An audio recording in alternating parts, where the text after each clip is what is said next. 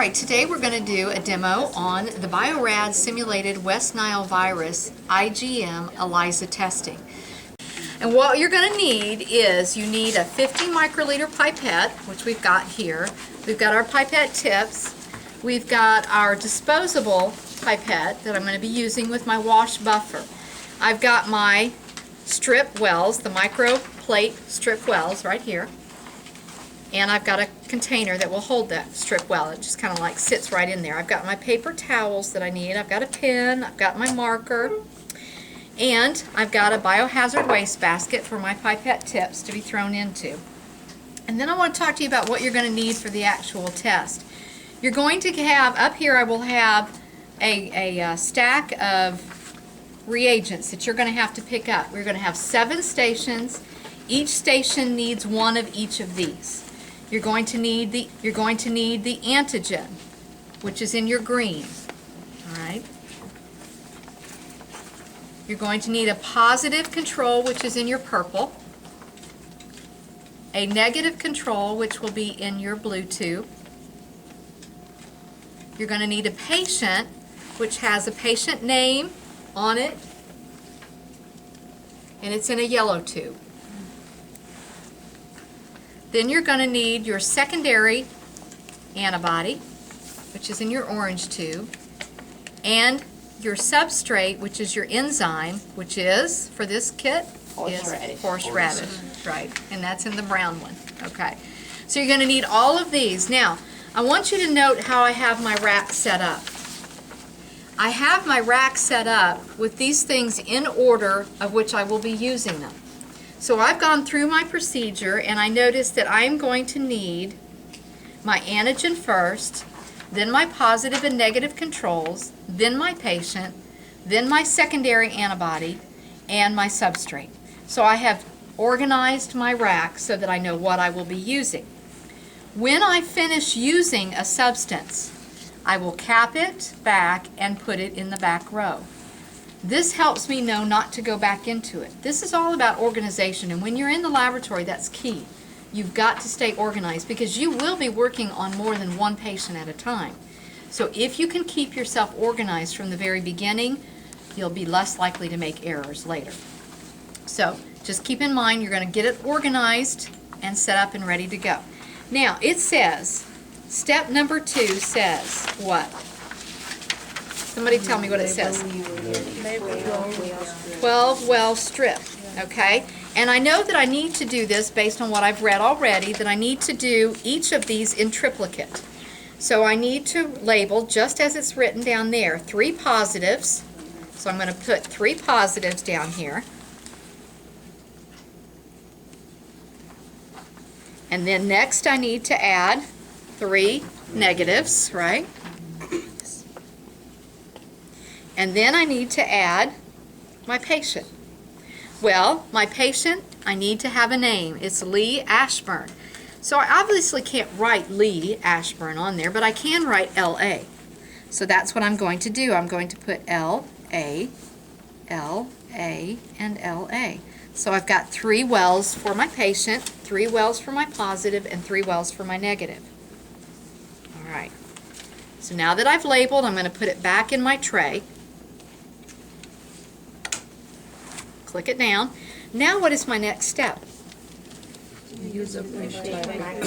Okay. So I'm going to take my 50-liter pipette, put a fresh tip on it. All right. Now I need to use what reagent? My antigen, right? That's my first step, my green tube. All right, it's very important that when I go in, I'm going to pop the top on this. Pipetting is key to this procedure. So remember, how do I pipette with these things? I go down to first stop, pick up, and then when I release, I'm going to go all the way to the bottom, right, with this, the second stop. Now what I want you to kind of watch while I do this is I am not going to touch the well. Now normally I teach you to pipette up and down. On this technique with the ELISA, you're going to actually pipette sideways. And to keep myself from actually touching the well, I'm going to put my finger underneath this. Do y'all see that? To keep me from touching it, and then I will deliver it all the way down. All right, but don't touch. Why? It's gonna cross-contaminate because I'm gonna go through and I'm gonna pipette here and here and here and here and here and here. So I could possibly cross-contaminate when I do that. So let's start with our first one, our antigen. So I'm going to go down, pipette, go down to the first stop, go in, pull the specimen up.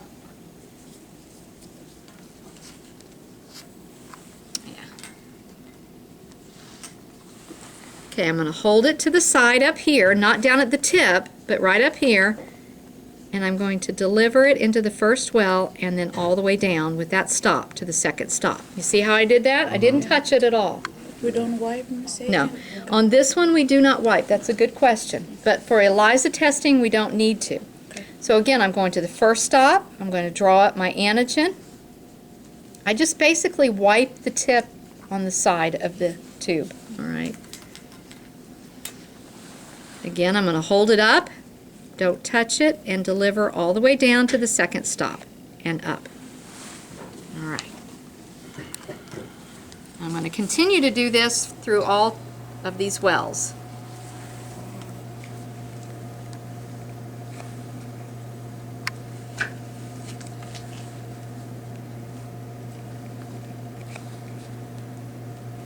Here, negative.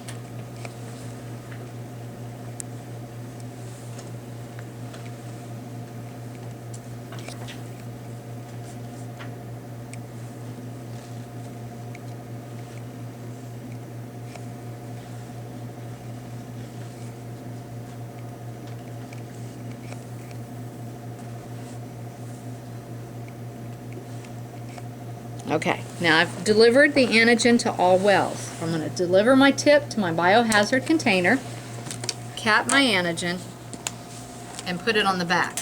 Okay, so I'm done with my antigen. Now, what's my next step? Wait 5 minutes. Wait 5 minutes. Okay, what I want you to see is each of you will pick up a clock for your station. These clocks are ancient, but they still work for the most part. So you'll notice there's a big hand on that. You're going to take the big hand and turn it to the 5, like that. And then just take this lever and push all the way down. And that should be 5 minutes. Now, just in case it does not ring at the 5, I actually have the paperwork filled out. Some of you are still filling it out wrong. Your patient name should be your patient name and the date. The patient ID number, most everybody's getting that fine. But when we come to the serology test performed, some people are putting their name there. Your name doesn't go there. You want to put West Nile virus, or whatever test you're actually doing is what goes there. Then your controls will either be positive or negative. We'll find that out in a minute. What are my normal values? Is it normal to have West Nile virus? No, so that would be negative. All right. My patient result will either be positive or negative. And my interpretation, if it's positive, the patient is positive for West Nile virus. If it's negative, presumptive, negative for West Nile virus. Okay? Now why did I put the presumptive in there? What does presumptive mean? Because Presuming based on the test results. That doesn't mean it's a definitive. That they may have it, but it may be that the antibody's so low that I'm not detecting it. So I would put presented, yeah. Does that make sense to everybody? Okay. So now, what is my next step? So I'm going to take some of my paper towels and put them aside because I know I'm going to need them to blot. Okay, so I've got one set here that I can do, and what am I doing? Tipping it upside down to release all of the antigen that I just put in there that's not bound. So when I do this, I want to do this in one sweep, right? I want to go straight over and down. And then I'm going to blot. Tap it. It says gently tap the strip a few times upside down. You need to make sure to avoid the sample splashing back into the wells. So once I pick it up, okay, I'm going to tap it just a little bit more, make sure I got everything out of there that needs to come out. Okay. And I'm going to turn it back over. Discard the top paper towel, so I can do that. Now, this has what on it? Antigen. So is that biohazard? Yes. So I might want to put it in my biohazard container. All right. Now, use a transfer pipette to fill each well with wash buffer, taking care not to spill over into the neighboring well. So I don't want to make it so full that I'm going to actually go into the next well, because that's going to cause the reactions to be wrong. So I'm going to pull it up, and again, I'm going to very carefully pipette to the top, enough to wash it out, but I don't want to go over.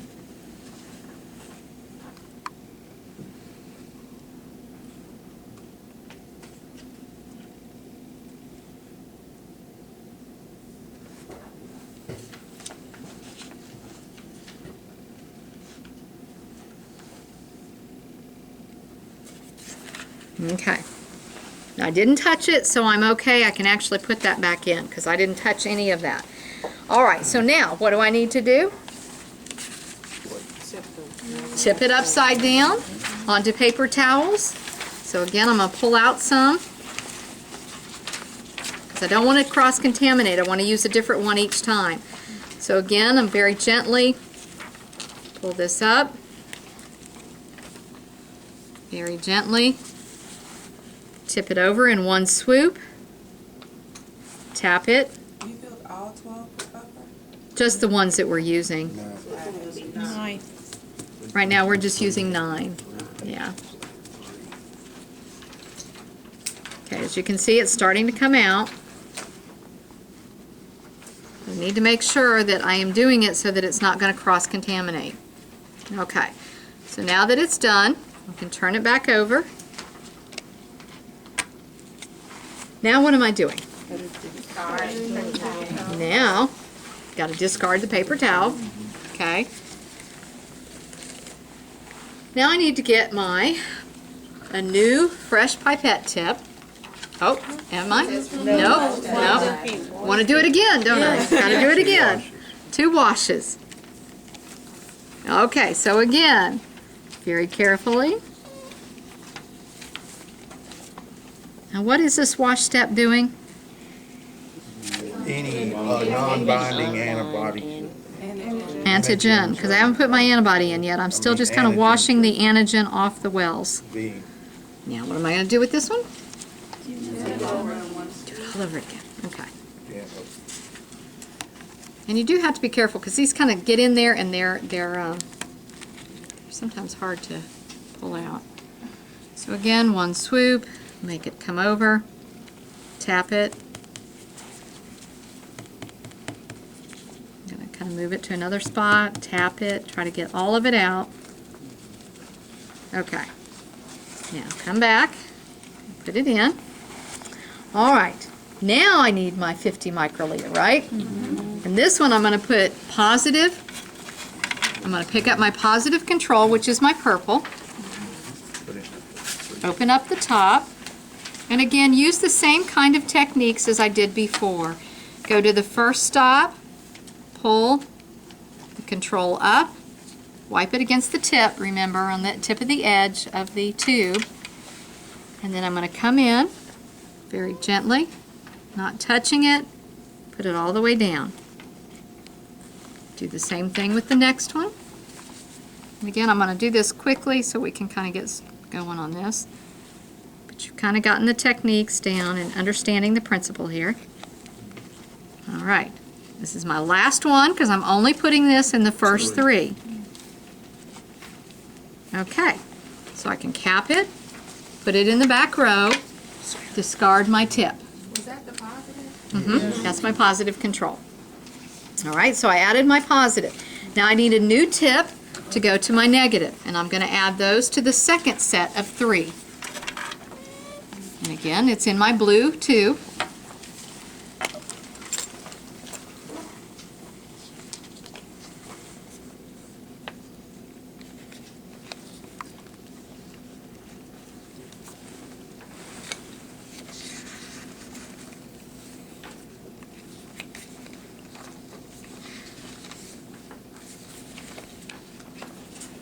Okay, I've got all 3 of my negatives in. Again, it goes to the back row. My tip is discarded in biohazard. Now, what do I do? Patient, right? I've got to put my patient in. Okay, so I'm going to take my yellow tube. That's my patient. I'm going to do the same thing that I did with the positive and the negatives.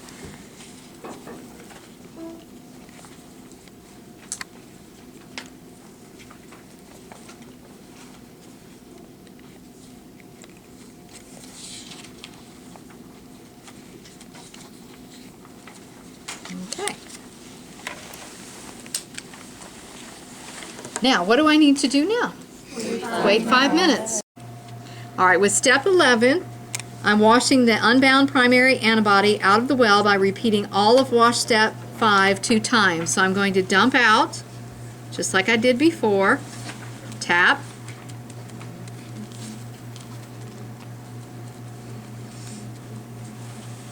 All right, now I will add the wash step. And again, careful not to touch the sides.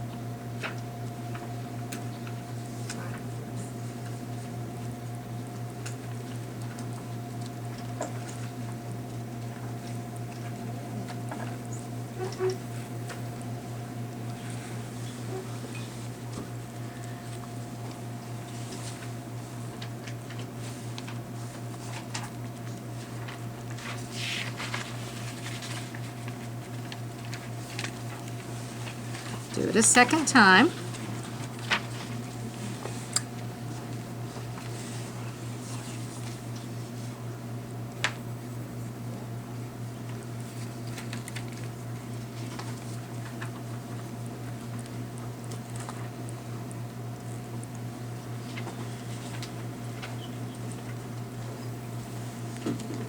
Okay, now I'm going to do this a second time and dump it over.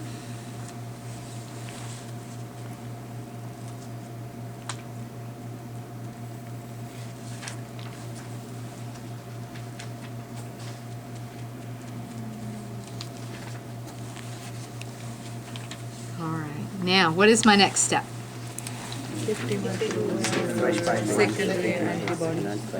All right, so now I'm putting in my SA, my secondary antibody, and that's in my orange tube.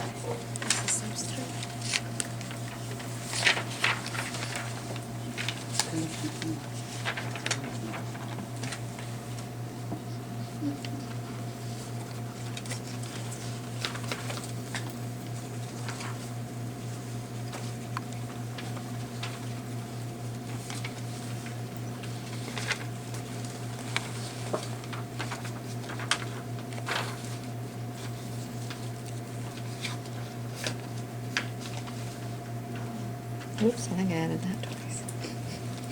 I'd have to take that one out.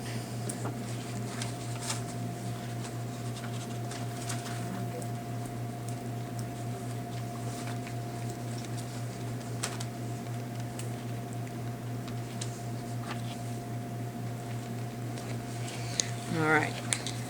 Again. All right, now what do I need to do? Wait again, right? So go strategize some more. To always make sure that we're organized in the lab, so when you have finished a procedure, put it in the back row so that you know you've completed it, and if you're called away, you know where you're actually needing to start again. 14, and I'm going to just basically tip the micro strip over, just like we did before, and release that secondary antibody.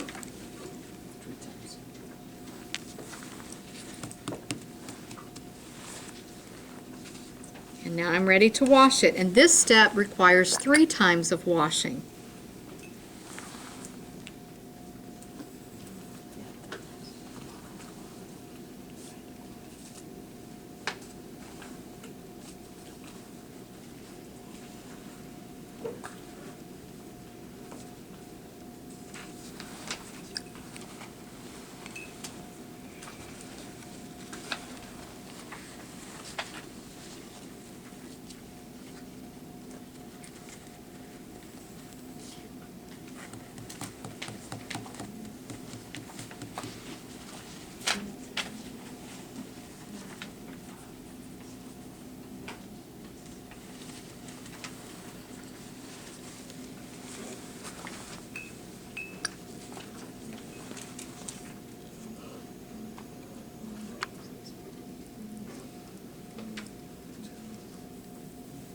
Now you will see bubbles in here because of the reagent that we've put in. So you just need to be careful not to let the bubbles go too far up, or else you will cross-contaminate. I'm going to go ahead and get another paper towel.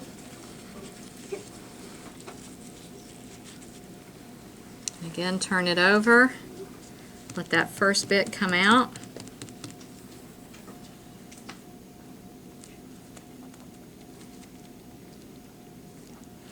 I'll move it to a new spot. Basically, I'm just tapping up and down, so I'm not moving it, I'm just tapping it up and down. Okay. All right, and this is my third wash, right? Yes, third wash.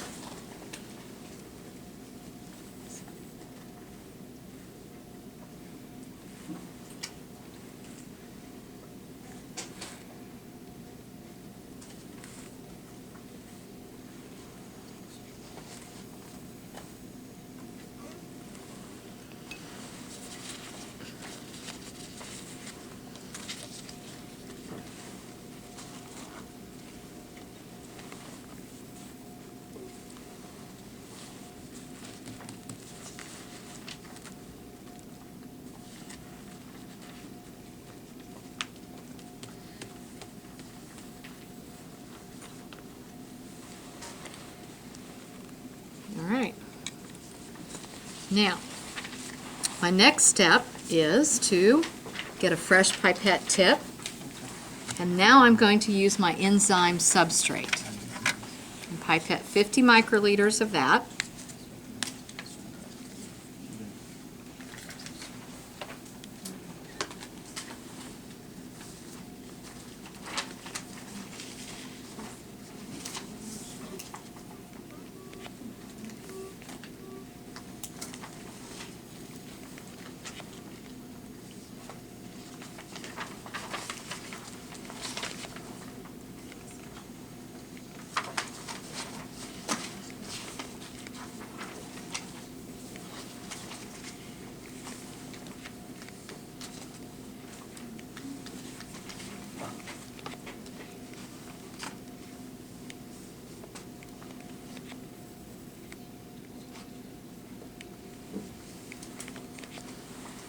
All right, I'll discard my tip, and we've got to wait another 5 minutes to read the reactions.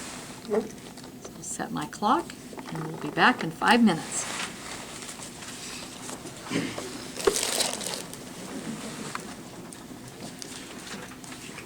But you can see these reactions. We've got positives in all 3 wells of my positive, negative for all 3 negatives, so there's no cross-contamination, and all 3 of my patients are positive. So my patient is positive for the West Nile virus. Presumptive. No, it is positive. No, positive. Positive is not presumptive. Positive means it's there, okay? The antibody is so low, I've not detected it yet. So I would have to put presumptive negative. All right, everybody with me? Positive is positive. Okay. Yeah, okay. All right, so we'll wait another minute, but you can kind of see how it is. Now, what would happen if my negative control was positive in the first one and negative in the last 2? There's cross-contamination, but I have 2 wells that are negative. So if 2 of the wells are negative, I can still consider it a valid test. If 2 of the wells have been cross-contaminated and 1 has not, I have to call it an invalid test, because I need to have at least 2 controls that worked, either positive or negative. 2 controls have to work. Now, what if my patient, there we go, that's the full 5 minutes, and again, positive in all 3 for my positive control, negative in all 3 for my negative, and positive in all of my patient samples. If one of my negatives is positive, I can still consider it a valid test. If 2 of them are negative, it is invalid. I have to have 2 controls that worked for it to be a valid test. If for some reason the test for my patient is negative in 1 but positive in 2, I can call it a positive. If it is negative in 2 and only positive in 1, it may be cross-contamination, so I would have to repeat the test. All right? Everybody with me? Okay, very good. And that is your West Nile procedure. Any questions? My positive controls are positive. My negative controls were negative. Normal values, again, are negative because most people won't have it. My patient result is positive. Now, I don't need to write positive for West Nile virus for my result. I just need to write positive. For my interpretation, my patient is positive for West Nile virus. And then just put my initials down here as the tech. Write your name for me since I don't know your initials, so write your name so I know who it is. All right? That's it. Good luck.